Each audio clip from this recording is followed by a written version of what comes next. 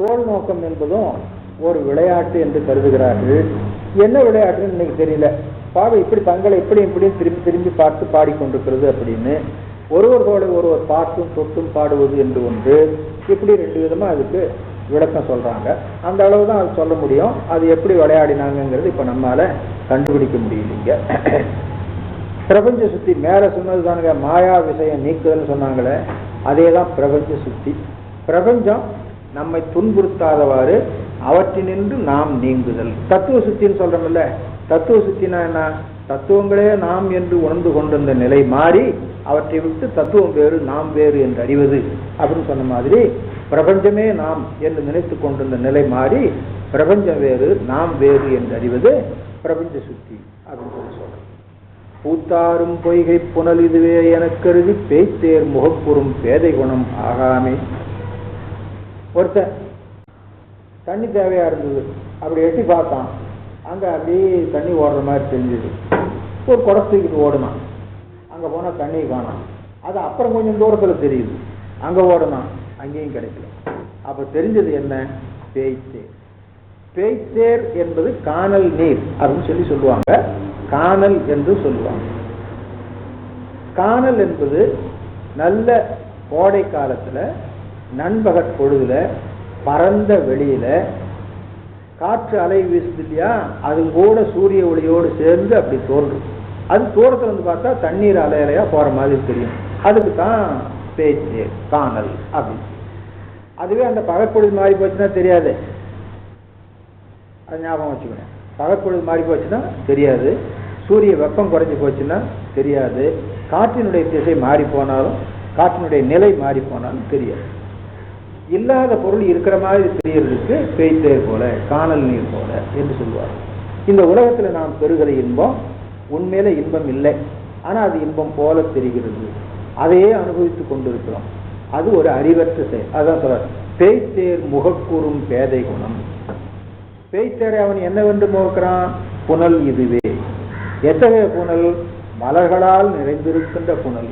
பூத்தாரும் பொய்கை புனல் இதுவே எனக் கருதி பேய்த்தேர் முகக்கூறும் பேதை குணம் ஆகாமே தீர்த்தாய், என்னை நீக்கினாய். அதான் பிரபஞ்ச சுத்தி. தீர்த்தாய், நீக்கினாய். திகழ்தில்லை அம்பலத்தே திருநடந்தே கூத்தா, உன் சேவடி கூடும் வண்ணம் தோணோக்கம். உன்னுடைய சேவடியில் கூடும்படியாக தோல் நோக்கம் என்னும் இந்த விளையாட்டை ஆடுவோம் அப்படின்னு சொல்லி மற்றவர்களோடு கூடி பாடினார் என்றார். என்றும் பிறந்து இறந்து ஆழாமே ஆண்டு கொண்டான். இதான் பிரபஞ்ச சுத்தி. பிரபஞ்சத்தில் நாம் என்ன பண்ணுகிறோம்? பிறக்கிறோம், இறக்கிறோம், அதிலேயே அமிழ்ந்து போகிறோம். அப்படி ஆகாதவாறு நம்மை ஆண்டு கொண்டான். கன்றால் விளவெறிந்தான் பிரமன் காண்பறிய குண்டாத சீர்த்தில்லை அம்பலவன். ஆண்டு கொண்டான் யாரு? அம்பலவன். குன்றாத சீர்த்தில்லை அம்பலவன். அவன் இன்னும் எத்தகையவன் கேட்டா, கன்றால் விளவெறிந்தான் காண்பறிய தில்லை இறைவன். கன்றால் விளவெறிந்தான் திருமாலுடைய செயல், அது ரொம்ப வீர செயல், அரிய செயல். அவனாலும் கன்றால் விளவெறிய முடிந்ததை தவிர சிவபெருமானை காண முடியவில்லை அப்படிங்கிறது கருத்து. கன்றால் விளவெறிந்தான் பிரமன் காண்பறிய குண்டாத சீர்த்தில்லை அம்பலவன் குணம் பரவி துண்டார் குழலே கோல் நோக்கம் ஆடாமோ. பொருள் பற்றி செய்கின்ற பூசனைகள் போல் விளங்க செருப்புற்ற சீரடி வாய்கலசம் ஊனமுதம் விருப்புற்று வேடனார் சேடறிய மெய்குளிந்து அங்கு அருள் பெற்று நின்றவா தோணோக்கம் ஆடாமோ. கண்ணப்ப நாயனார் பெற்ற அன்பு பற்றி மாணிக்கவாசகருக்கு ஒரு பெரிய வியப்பு, மருட்சி உண்டு. அது மேல ஒரு ஈர்ப்பு உண்டு. அதை நாம கோத்தும்பியில பார்த்தோம். அதே விஷயத்தை இங்க ஒரு தரம் இங்க என்ன பண்றார்? வேடனார் பூசை பண்ணார். அந்த பூசை இருக்குத, அது ஆகமத்துல செய்த பூசைக்கு மேல உயர்ந்தது. பொருள் பற்றி செய்கின்ற பூசனை போல் விளங்க. பொருள் ஆகம பொருள், அதனை பின்பற்றி செய்கின்ற பூசனை போல விளங்கும்படியாய் வேடனார் பூசை பண்ணார். எப்படி? செருப்பூற்ற சீரடி, செருப்படினாலே நிர்மாலயத்தை நீக்கினார். வாய்க்கலசம், வாய்க்கலசத்திலிருந்து தண்ணீர் கொண்டு வந்து கொடுத்தார். ஊன் அமுதம், ஊன் உணவை அமுதமாக கொண்டு வந்து படைத்தார். இதெல்லாம் வேடனார் செய்தது. அங்க 6 உயர்வு கருதி வந்தது. விருப்புற்று செய்தது. சிவபெருமானுக்கு அதுல விருப்பு இருந்தது. அந்த வேடனாருடைய சேடு அறிந்து, சேடுனா பெருமை, கண்ணப்ப நாயனார் செய்த பூசையின் பெருமை சிவபெருமானுக்கு தான் தெரியும், வேற யாருக்கும் தெரியாது. அதனால வேடனார் சேடு அறிந்து, அதனாலே அவர் மெய்குளிர்ந்து அங்கு அருள் பெற்று நின்றவா தோணோக்கம் ஆடா. அருள் பெற்று சிவபெருமானுடைய வலப்பக்கத்தே நின்றார், மெய்குளிர நின்றார்.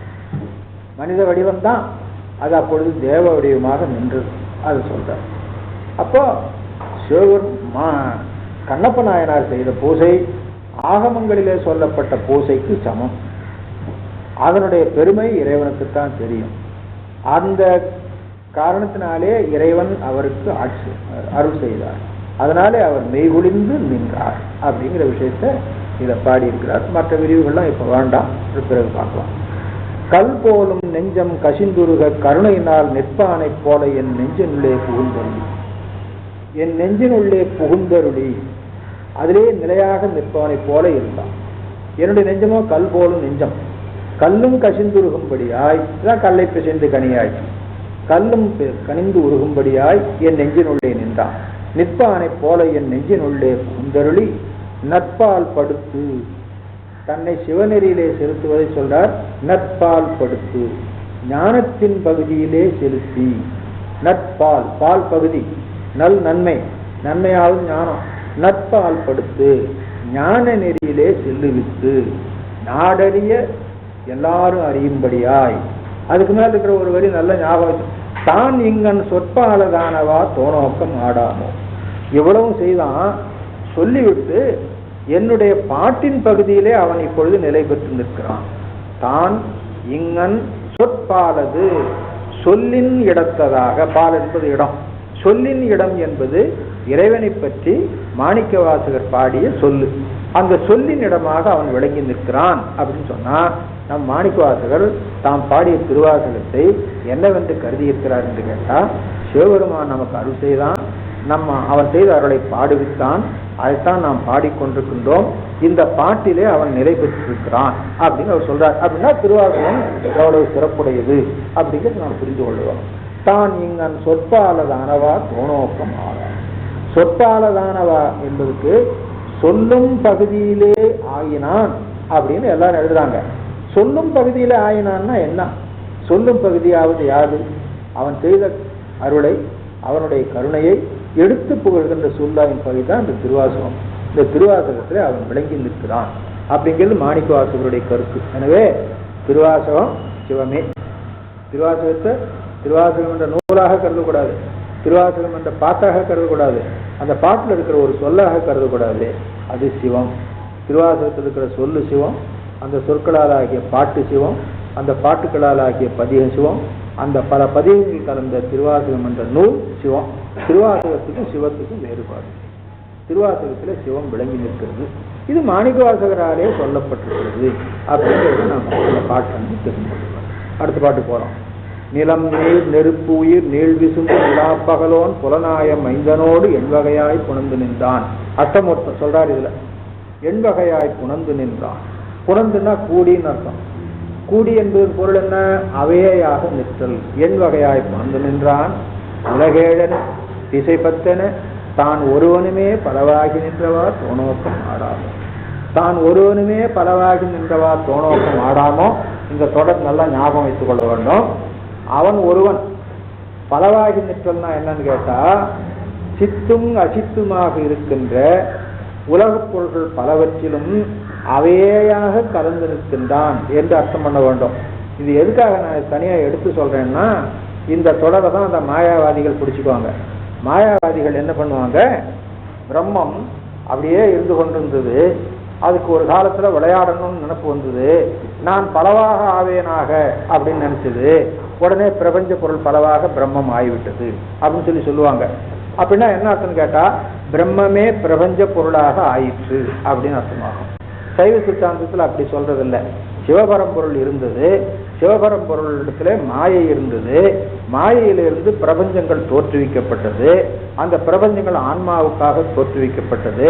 ஆன்மாவுக்கு தனுவும் கரணமும் கொடுக்கப்பட்டது. அது அனுபவிப்பதற்கு போகனமும் போகமும் கொடுக்கப்பட்டது. அந்த பொருள்களோடு இவனும் அவையாக கலந்திருக்கின்றான் அப்படின்னு அர்த்தம். எனவே இந்த தொடர் பாருங்க, அந்த மாயாவாதிகள் அர்த்தம் பண்றதுக்கும் உதவும், சைவ சித்தாந்திகள் அர்த்தம் பண்றதுக்கும் உதவும். நம்ம திருஞான மாணிக்கவாசக சுவாமிகள் சிவநெறியிலே நின்றவர் என்று நமக்கு நன்றாக தெரியும். முன்னால் அகவல்ல படிச்சிருக்கிறோம். எந்தெந்த சமயம் அவரை அழைத்தது, அந்த அழைப்புகள் எல்லாம் தப்பி அவர் எப்படி சிவநெறிக்கு வந்து சேர்ந்தார் அப்படிங்கிற விஷயத்தை அவரே பாடியிருக்கிறார். ஆகையினால திருவாசகத்தை சிவநெறிக்கு உரிய பகுதியில அர்த்தம் பண்ண வேண்டும். சில இடங்கள்ல சொற்கள் மாயாவாதத்துக்கு தகுந்தாற் போல, ஏகான்மவாதத்துக்கு தகுந்தாற் போல அர்த்தம் பண்ணும்படியா இருக்கும். அந்த இடத்துல ஏமாந்துடக்கூடாது அப்படிங்கிறது ஞாபகம் வைத்துக் கொள்ள வேண்டும். அப்படி ஏமாறக்கூடிய இடத்துல இது ஒரு இடம். ஒரு வசனம், நான் பலவாக ஆவேனாக என்று நினைத்தது அப்படின்னு உபநிஷத்துல இருக்குது.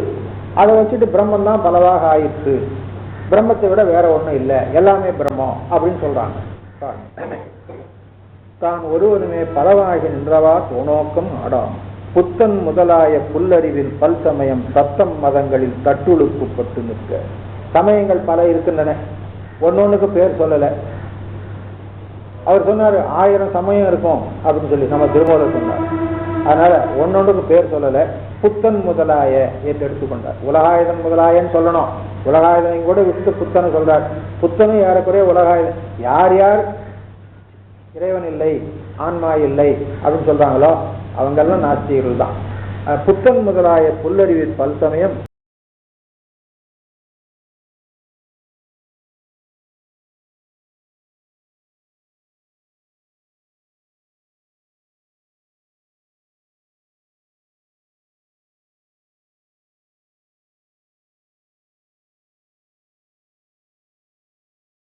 செய்தனவே தவமாக்கும் நஷ்டம்.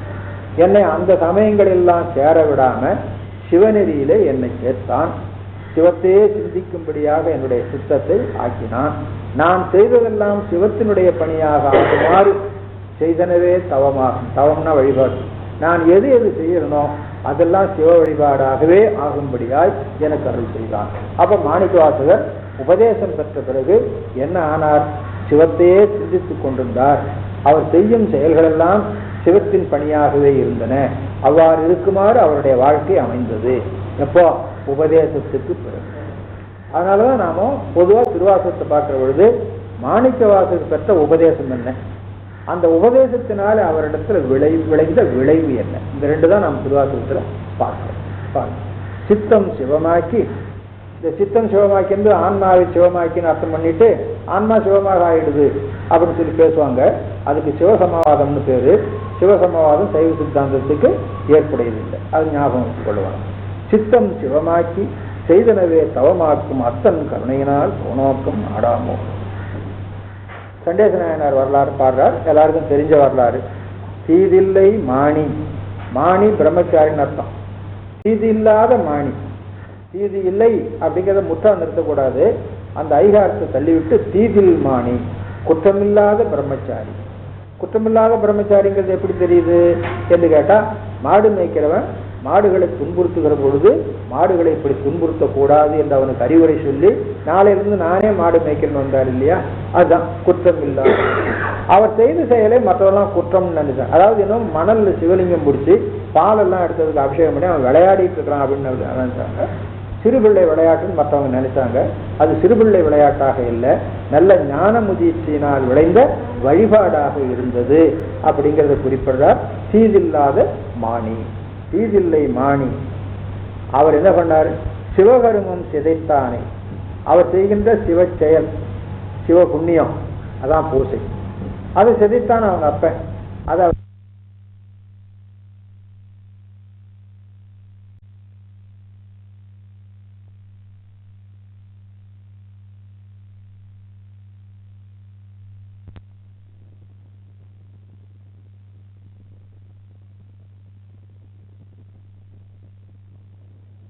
பிரம்மஹத்தி, கோஹத்தி, சிசுஹத்தி அப்படின்னு 3 பாவங்கள்ல தலையானது அப்படின்னு சொல்லி சொல்லுவாங்க. அதனால பிராமணனை கொல்லுவது பாவம், இவ்வளவு பாவம் செய்தும் கூட அவருக்கு பேரு கிடைச்சது. அது சொல்றார், சாதியும் வேதியன் சாதிதனை தாடி ரெண்டும் சேதிப்ப, 2 காலையும் வெட்டினார் அப்படின்னு சொல்லி சொல்லுவாங்க. வேடிக்கை சொல்லுவாங்க, ஒரு காலால தானே உதைச்சிருப்பான், ஒரு காலம் தானே வெட்டணும், ஏன் இன்னொரு காலை வெட்டினார் அப்படின்னா, அந்த காலம் உதைக்கிறதுக்கு இந்த காலத்தை தாங்கிட்டு இருந்தது, அதனால இதையும் வெட்டினார் அப்படின்னு சொல்லி சொல்றது ஒரு வழக்கு. இதெல்லாம் இலக்கியத்துல நயம் அப்படி எழுதுறது. தாடி ரெண்டும் சேதிப்ப ஈசன் திருவருளால் தேவர்களோட பாதகமே சோறு பற்றினவார். இதனால அவருக்கு என்ன கிடைச்சதுன்னு கேட்டா, எல்லாரும் சிவபெருமானை தொழுவது போல சண்டேச நாயனாரையும் தொழுமாறு அவருக்கு பேரு கிடைச்சது, தேவர் தொழ. நாமெல்லாம் கூட சிவபெருமானை எல்லாம் ரொம்ப நேரமா அவங்களுடைய சௌகரியப்படி வழிபாடு செய்வோம். எல்லாம் செய்துட்டு கடைசியில் சண்டேஸ்வரருக்கு வழிபாடு பண்ணணும். சண்டேஸ்வரர் தான் அந்த சிவபூசையின் பலனை ஏற்றுக்கொண்டு நமக்கு வர வேண்டும். அப்படி ஒரு பெருமை அவருக்கு கிடைத்தது. அவருக்கு தனியா பொற்கோயிலும் போனகமும் எல்லாம் அவருக்கு கொடுத்தார் அப்படின்னு சொல்லி பாடியிருக்கிறார். அதுதான் இது பாதகத்துக்கு கிடைத்த பயன். பாதகம் என்பது வேதியனை கொன்றதும் தந்தையை கொன்றதும் ஆகிய பாதகம். அது பாதக செயல் இல்லை, புண்ணிய செயல். அது எப்படி புண்ணிய செயலாகும் அப்படின்னா,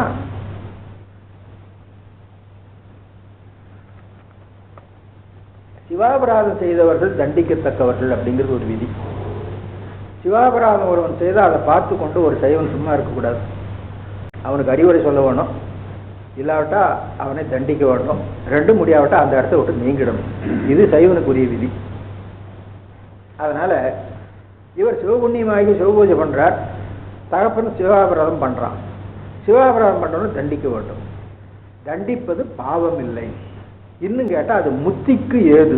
சிவாபராதம் செய்பவனை தண்டிப்பது முத்திக்கு ஏது. இப்படிதான் நம்ம நாயன்மார்கள் நிறைய பேர் வாழ்ந்திருக்கிறாங்க. நம்ம சிவகாமி ஆண்டார், எரிபத்து நாயனார், இவங்கெல்லாம் நம்ம பார்த்துருக்கோம் இல்லையா? அவங்கெல்லாம் அந்த நோக்கத்தில் தான் வாழ்க்கை. சிவனடியார்களுக்கு தீங்கு செய்யக்கூடாது, சிவ வழிபாட்டுக்கு இடையூறு செய்யக்கூடாது. நம்ம பாசுரத்துல திருஞான பாடுறாங்க. இது விதியாக ரொம்ப காலமா இருந்து கொண்டிருக்கிறது. அறிந்தவர்கள் சொல்லி இருக்கிறார்கள். கடி சேர்ந்த போது மலரான கை கொண்டு படி சேர்ந்த பாலுங்கு ஆட்டிட தாதை பண்டு முடி சேர்ந்த காலை அறவிட்டிட முக்கண் மூர்த்தி அடி சேர்ந்த வண்ணம் அறிவார் சொல்ல கேட்டுமன்றே. திருப்பாசுரத்துல சைவத்தினுடைய பெருமையும் சிவபெருமானுடைய பெருமையும் எல்லாருக்கும் உணர்த்தும்படியாய், அந்த பெருமையினாலே அந்த சைவம் சமணத்தை வென்று மேம்படும்படியாக பாடின பதிகம் அது திருப்பாசுரம். அதுதான் ஏட்டில் எழுதி விட்டாங்க. ஆனா அந்த பதிகம் திருஞான சம்பந்த தேவாரத்துல ரொம்ப உயர்வுடைய பதிகம், சைவத்தை நிலைநிறுத்திய பதிகம். அதனால அந்த பதிகம் முழுவதுக்கும் சேக்கிழார் சுவாமிகள் உரை பாடியிருக்கிறார்.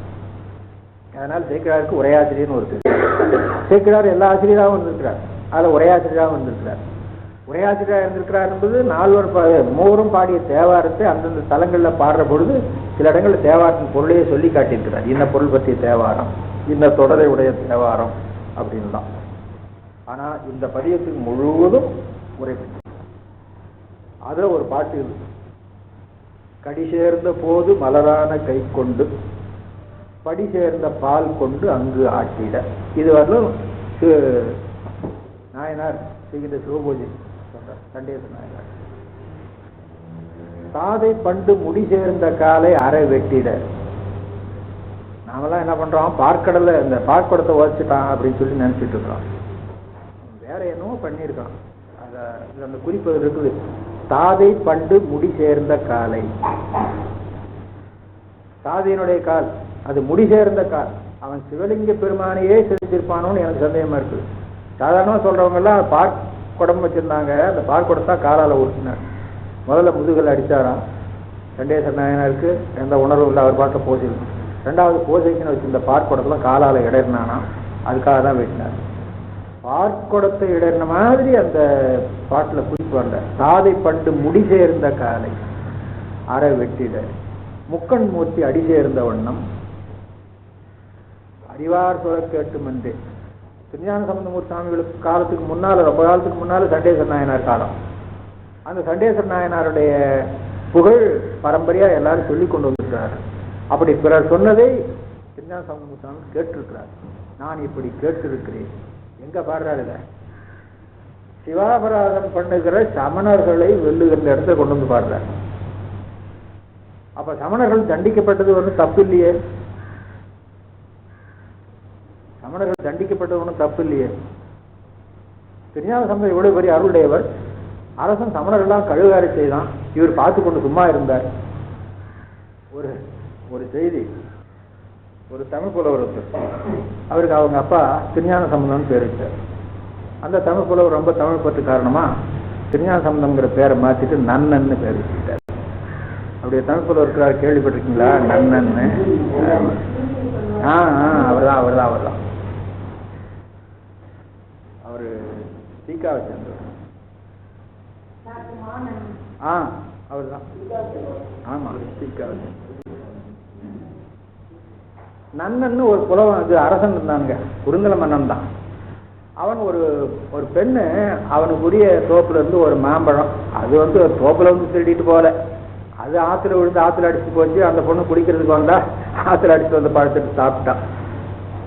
அது அரசனுக்குரிய தோப்புல இருந்த பழத்தை எடுத்து எப்படி சாப்பிடலாம் அப்படின்னு கொலை தண்டனை விதிச்சுட்டானுங்க. அதனால புலவர்களெல்லாம் அவனை பெண்கொலை புரிந்த நன்னன் அப்படின்னு பாடுவாங்க. அதனால அந்த நன்னனை போய் ஒரு ஆசிரியர் கேட்டாராம், என்னங்க திருஞான சம்பந்தர் பேரு நல்ல பேரு, அதை விட்டு நீங்க நன்னன்னு பேர் வச்சுட்டீங்க, அது இலக்கியத்துல பெண்கொலை புரிந்த நன்னன்னு பேர் இருக்குது, அது நல்லா இல்லையே, நீங்க ஏன் பேசுன? அவர் பதில் சொன்னாராம், 1000 சமணரை கொண்ட திருஞான சம்பந்தர் பேரை விட ஒரு பெண்ணை கொண்ட நன்னன் பேர் தப்பு இல்லை அப்படின்னா.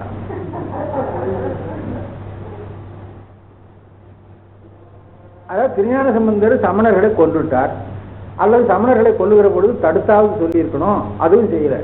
சேக்கிழார் சிந்திச்சிருக்கிறார், அவர் காரணம் சொல்லியிருக்கிறார் ஏன் தடுக்கல. அது மன்னனுடைய ஆணை, அது மன்னனுக்கும் சமணனுக்கும் உண்டான சம்பந்தம், திருஞானத்துக்கும் அதுக்கும் சம்பந்தம் கிடையாது. ரெண்டாவது, அவனுக்கு வர்ற பொழுதே இதுல தோற்றா நீங்க என்ன பண்ணீங்க கேட்கிற, வெங்கழு ஏற்றுவான் இவ்வேந்தனே, வெங்கழு ஏற்றுவான் இவ்வேந்தனே. ஏன் அவன் அப்படி கேட்டான்? சமணன் தானே. சரி, இதில் தோற்று போனா நாங்க எங்க தோல்வியை ஒத்துக்கிறோம், சைவராக ஆயிடுறோம், அது திருஞானத்துக்கு அடிமை ஆயிடுறோம், அப்படியேதான் சொல்லணும்ல. அதை விட்டுட்டு வெங்கழு ஏற்றுவான் இவ்வேந்தனேன்னு ஏன் சொன்னான்? அப்போ அந்த சமணர்கள் கழுவேற்றப்பட்டது, இறந்து போனது எல்லாத்துக்கும் யார் பொறுப்பு? சமணன் பொறுப்பு. அந்த அரசனுடைய ஆணை பொறுப்பு. அரசனுக்கு அதுக்கு பொறுப்பு கிடையாது, அரசனுடைய ஆணைன்னு ஒன்று இருக்குது, அந்த ஆணையின்படி இது நடக்குது. அங்க திருஞான சம்பந்தர் அதையே போய் தடுக்குவாங்க. அவர் செய்த அபசாரம் பெரிய அபசாரம், அடியவர்கள் இருந்த இடத்துக்கு தீ வச்சது பெரிய அபசாரம். அப்புறம் இந்த மாதிரி வாதம் பண்ணினது அபசாரம். அதனால அந்த இடத்துல கொண்டு வந்து பாடுறார், சிவாபராதம் பண்ணினவர்கள் தண்டிக்கத்தக்கவர்கள்.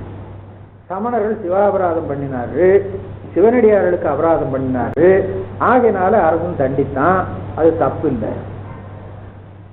ஆனா நேரா சொல்லல, அந்த திருப்பாசுரத்துல இந்த ஒரு பாட்டை கொண்டு வந்து வைக்கிறார்.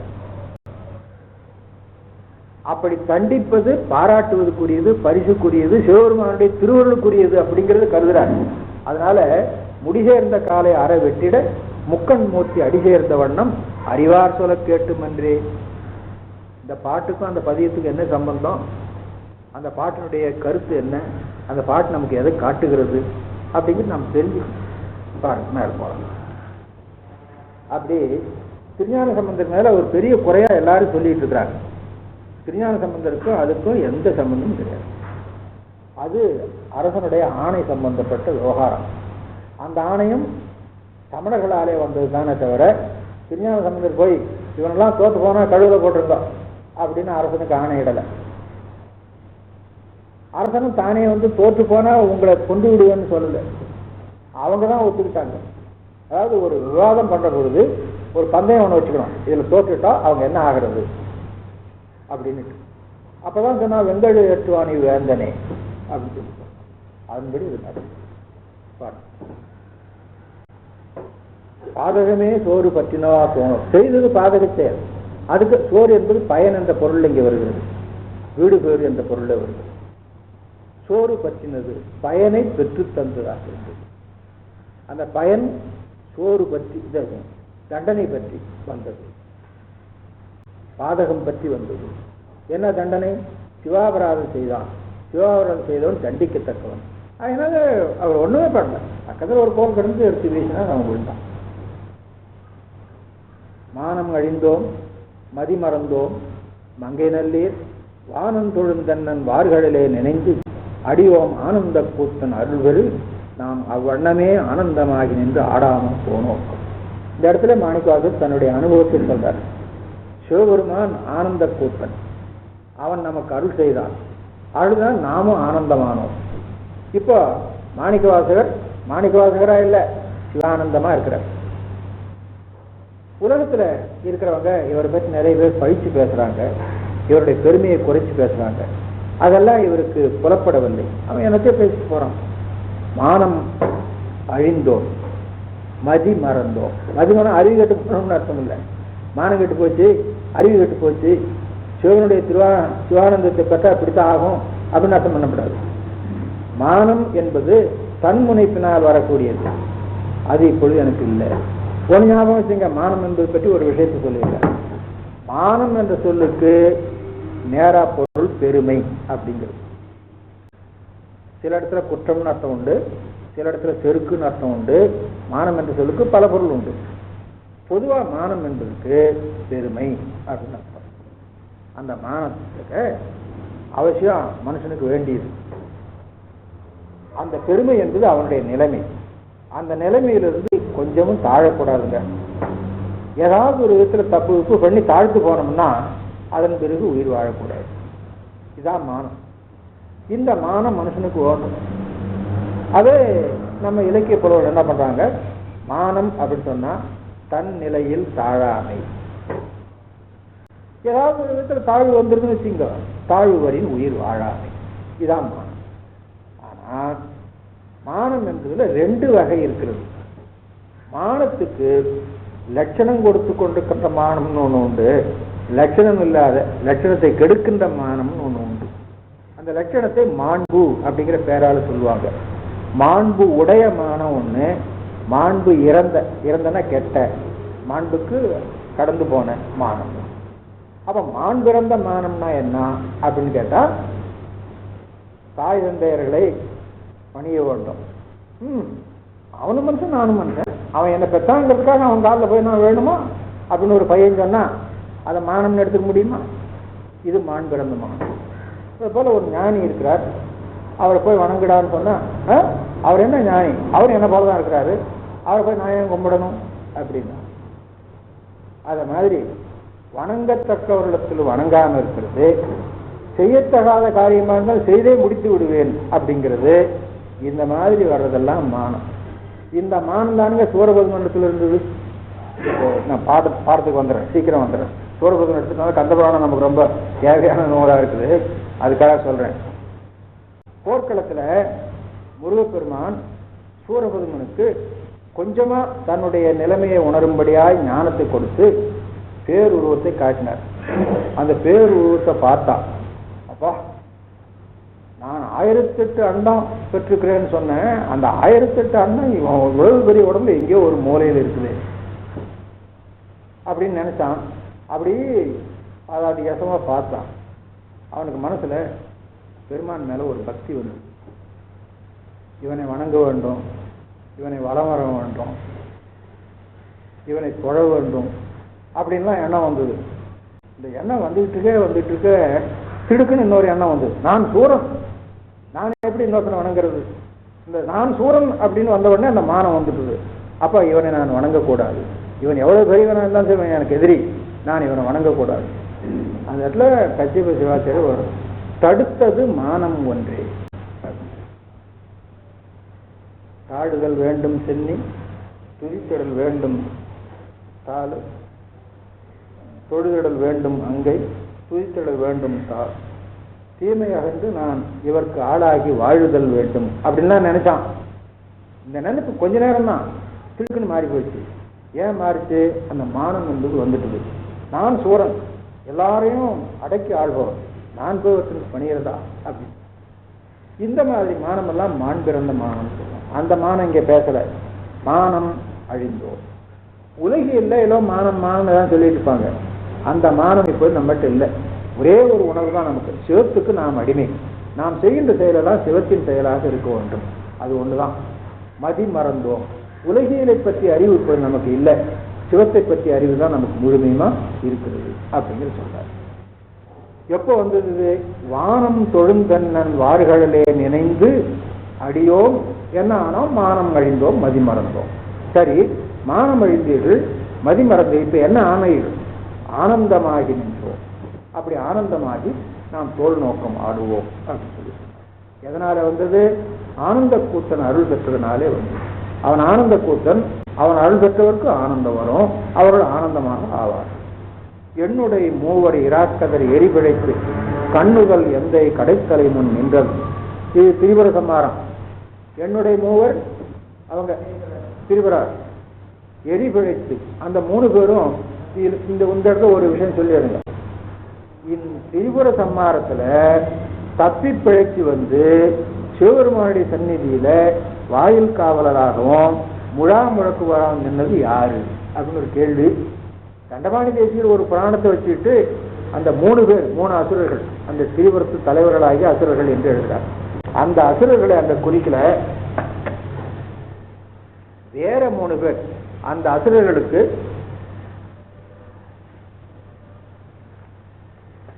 பரிசனர்களாயிருந்த 3 பேர் அவங்க தான் அப்படிங்கிறது எல்லாருடைய கருத்தும்.